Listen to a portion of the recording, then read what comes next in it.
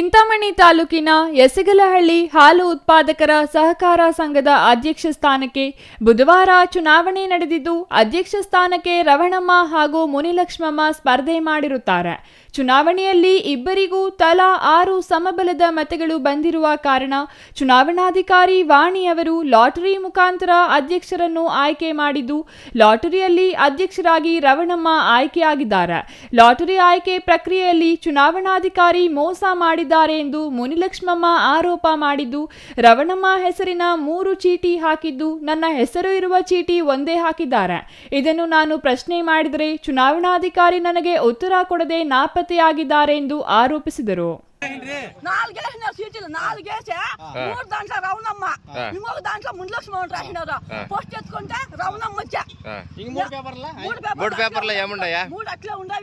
నేను ఈసారి నా పేరంటే లేదు మళ్ళీ ఇస్తానని చెప్పాను.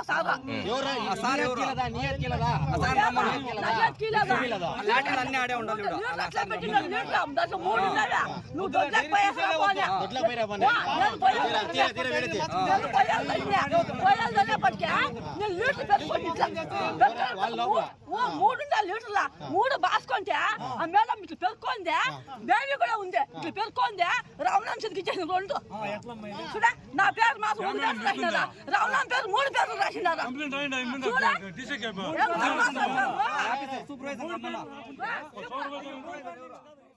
ಅಧ್ಯಕ್ಷರ ಚುನಾವಣೆಯಲ್ಲಿ ಚುನಾವಣಾಧಿಕಾರಿ ಕೆಲವರೊಂದಿಗೆ ಶಾಮೀಲಾಗಿ ಅಕ್ರಮ ನಡೆಸಿದ್ದು, ಮರುಚುನಾವಣೆ ನಡೆಸುವಂತೆ ಗ್ರಾಮಸ್ಥರು ಯಸಗಲಹಳ್ಳಿ ಹಾಲು ಉತ್ಪಾದಕರ ಸಂಘದ ಬಳಿ ಅಹೋರಾತ್ರಿ ಧರಣಿ ನಡೆಸುತ್ತಿದ್ದಾರೆ.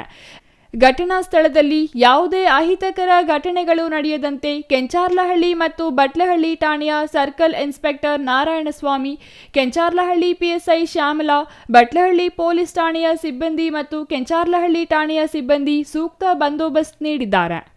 Naveen Kiran, CTV news, Chintamani.